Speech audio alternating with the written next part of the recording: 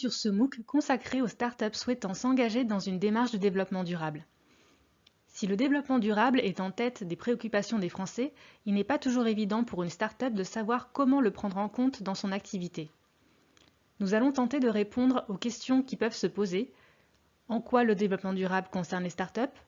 Comment peuvent-elles y contribuer? Quels peuvent être les bénéfices? Et comment se lancer? Pour y répondre, commençons à nous intéresser à la notion de développement durable.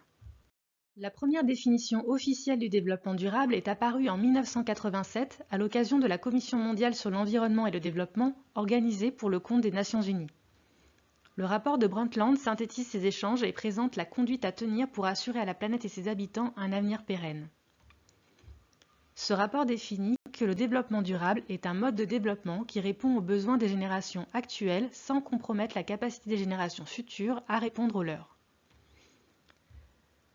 Le développement durable, c'est donc avoir une société qui est économiquement efficace, c'est-à-dire qui permet une croissance économique,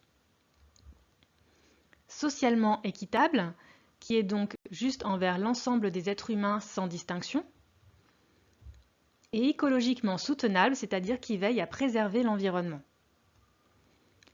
La notion de développement durable repose donc sur 3 piliers, environnement, social et économique.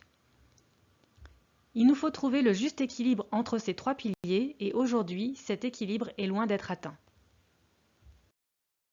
La première raison de ce déséquilibre est la croissance démographique exponentielle de l'humanité. Nous sommes passés de 900 millions d'êtres humains en 1800 à 7,8 milliards en 2020. La population mondiale a plus que doublé sur ces 50 dernières années. Selon les projections de l'ONU, la population dépassera les 10 milliards en 2060. Qui dit augmentation de la population dit augmentation des besoins et de la consommation en ressources naturelles. Or, l'augmentation démesurée des besoins humains est problématique dans un monde aux ressources limitées. Pour illustrer cette consommation humaine croissante, des scientifiques ont modélisé et déterminé le jour de dépassement mondial. Il s'agit du jour de l'année à partir duquel l'humanité a dépensé la totalité des ressources naturelles que la Terre peut générer en une année. Ce jour de dépassement n'a cessé d'avancer depuis les années 70. En 1971, on estimait que le jour de dépassement mondial était atteint le 20 décembre. En 2018 et 2019, il est passé au 29 juillet, ce qui signifie que nous vivions à crédit sur la planète dès le 8e mois de l'année. En 2020, sous l'effet du confinement planétaire de plusieurs mois, ce jour de dépassement a été repoussé de près d'1 mois. Malgré cette progression, en 2021, il s'est retrouvé à l'exacte même date d'avant la pandémie de Covid-19. Selon ces estimations, il nous faudrait donc 1,7 planète pour subvenir à nos besoins actuels. Nous venons de voir que l'humanité surexploite les ressources que la planète peut lui apporter. Néanmoins, ramenée à l'échelle d'un pays, cette consommation des ressources est très inégalement répartie. Par exemple, si tous les êtres humains vivaient comme les habitants de l'Australie, nous aurions besoin de 5,2 planètes pour subvenir à nos besoins. Au contraire, si l'ensemble de la population de la planète vivait comme les habitants de l'Inde, nous aurions besoin de 0,6 planètes pour subvenir à nos besoins. Aujourd'hui, on estime que 80% des ressources naturelles que l'humanité prélève sur la planète sont consommées par seulement 20% de la population mondiale. Cette surconsommation a des effets irréversibles sur notre planète.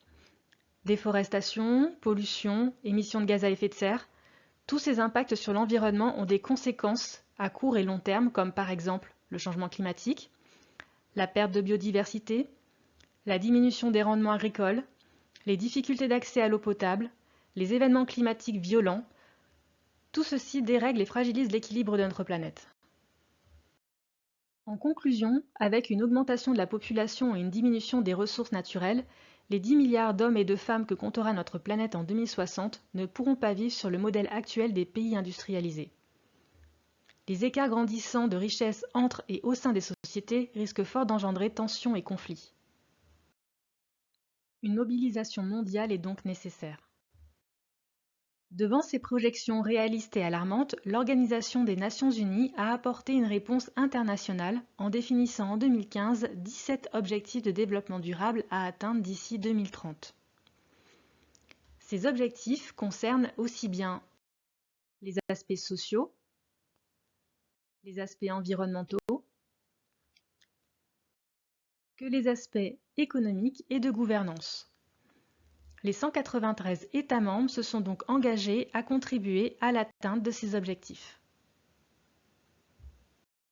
En France, ces objectifs de développement durable ont été transposés en 6 enjeux prioritaires formant la feuille de route de la France. Pour tenir cette feuille de route, l'Europe et la France ont renforcé le cadre réglementaire national au cours de ces dernières années. Ce cadre réglementaire s'applique à différents niveaux de la société, comme les citoyens, les institutions publiques et les entreprises. En complément du cadre réglementaire qui s'applique à elles, les entreprises peuvent s'engager dans une démarche volontaire de développement durable. Appelée responsabilité sociétale des entreprises, cette démarche consiste à intégrer les préoccupations sociales et environnementales dans les activités commerciales et les relations avec les parties prenantes de l'entreprise. En d'autres termes, la RSE, c'est la contribution des entreprises aux enjeux de développement durable. Sur le pilier environnement, cela signifie qu'une entreprise responsable doit réduire autant que possible son impact environnemental. Explorons plus concrètement le champ d'action possible sur le pilier environnemental. Une entreprise peut, selon l'impact de son activité, viser à, par exemple, diminuer la consommation des ressources en énergie et en matières premières. Réduire les déchets en favorisant l'économie circulaire. Augmenter la durée de vie des produits et des services. Substituer les substances dangereuses et polluantes. Réduire les émissions de gaz à effet de serre. Ou bien mener des actions de préservation des espaces naturels. Sur le pilier social, une entreprise devra avoir un impact positif sur la société. Pour cela, elle peut veiller à la prévention de la santé et à la sécurité des collaborateurs, assurer l'égalité entre les hommes et les femmes, garantir l'évolution et l'employabilité des collaborateurs, respecter l'intérêt du consommateur et des utilisateurs, ou bien favoriser l'inclusion et la diversité.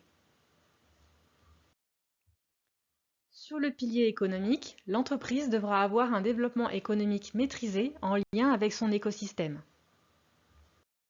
Les objectifs visés peuvent être d'inclure les parties prenantes dans la gouvernance de l'entreprise, de dialoguer avec ses fournisseurs et de mener une politique d'achat responsable, d'être un acteur local en menant des partenariats d'entreprise ou des partenariats avec les institutions du territoire, faire preuve de leadership auprès des parties prenantes sur les enjeux de développement durable. Mais pourquoi engager une démarche RSE quand on est une start-up ? Pour commencer, on constate des attentes de plus en plus fortes de la part des parties prenantes sur les sujets de la RSE.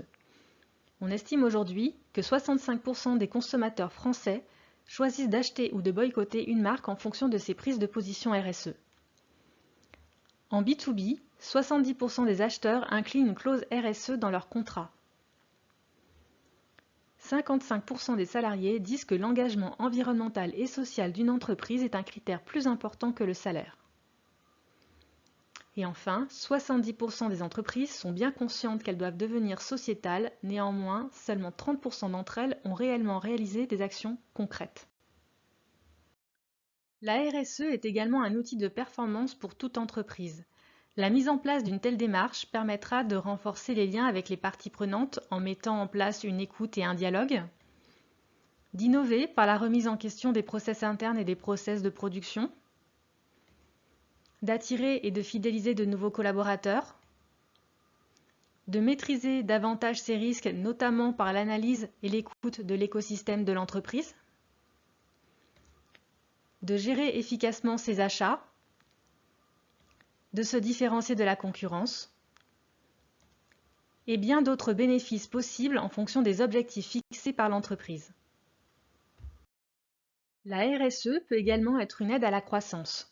À l'image d'une jeune plante issue d'une graine qui a germé, une start-up a pour origine une idée innovante. Pour bien se développer, une start-up a besoin d'un terreau fertile propice à la création de nouvelles valeurs. Comme toute entreprise, la start-up va avoir besoin de financement et de plus en plus de banques ou d'investisseurs demandent des engagements en matière de RSE. La start-up va devoir se faire une place dans un écosystème déjà existant ou un écosystème à créer. Elle a besoin de l'énergie et de la motivation de ses fondateurs et de ses collaborateurs. Mais elle va également avoir besoin de trouver des synergies avec son écosystème et donc de collaborer avec les parties prenantes. Pour bien démarrer en RSE, il est important d'adapter votre démarche au développement de votre jeune entreprise pour monter progressivement en maturité sur le sujet de la responsabilité sociétale. La première étape pourrait être de s'informer en participant par exemple à une sensibilisation sur le développement durable ou en se documentant sur le sujet. C'est ce que vous êtes déjà en train de réaliser en regardant ce MOOC. Vous pouvez ensuite approfondir certains sujets de la RSE, notamment sur le cadre réglementaire, les enjeux et les leviers d'action possibles. L'étape indispensable à une démarche RSE cohérente et vertueuse est le fait de réaliser un diagnostic RSE. Ce diagnostic permettra d'identifier les impacts de votre activité et de définir les enjeux prioritaires pour l'entreprise et les actions à mener. Par la suite, vous aurez la possibilité de valoriser votre démarche en devenant par exemple entreprise à mission ou en optant pour un label RSE ou une certification ISO associée à vos enjeux prioritaires. Et vous, êtes-vous prêt à vous engager ?